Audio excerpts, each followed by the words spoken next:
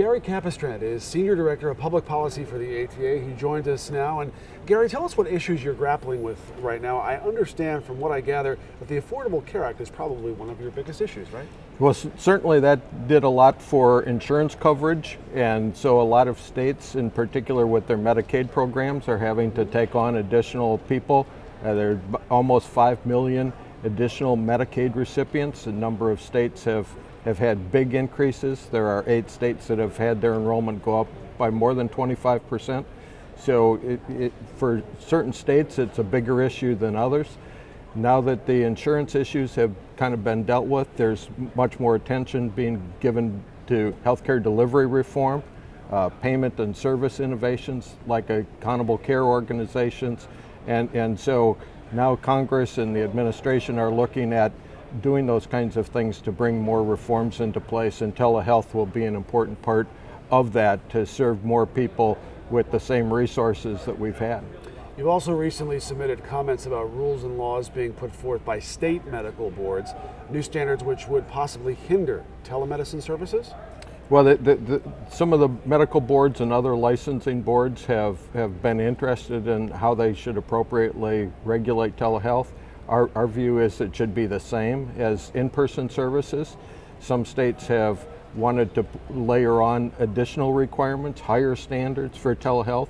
We think that that's a barrier to patient choice, to competition among providers. And so our position has been that it should be the same. The Federation of State Medical Boards recently came out with some proposed rules that in some cases go further than that parity with the in-person services. So I think we're going to see a lot of state medical board action in the next 2 years or so. What are some of the issues you're going to be talking about in the coming months? Well, a lot of it is on the federal level is dealing with getting better Medicare coverage. Medicare is a pretty poor payer of telehealth. So to get into some of the payment initiatives that Medicare has, like accountable care organizations, bundled payments, medical homes, to allow those providers to be able to use telehealth when it's beneficial, and to not have the many restrictions that are in Medicare, such as no coverage in metropolitan areas, to relieve those plans of that so that they can deliver that kind of care. There's also an issue at the federal level about licensure. Federal government, for some of its agencies and programs, wants to move to a one-state model, and then all of the other states would recognize that, have reciprocity for that.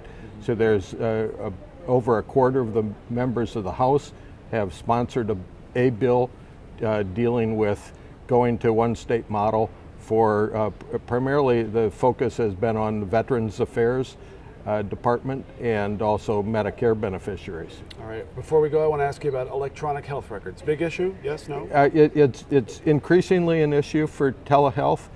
They've started out being very focused on hospitals and doctors and internal use, but as the electronic health records switch from adoption to use, that there's going to be much more improvement there. We're looking particularly at meaningful use stage 3 as a time for the introduction of some of the data from remote monitoring devices to be captured in the record.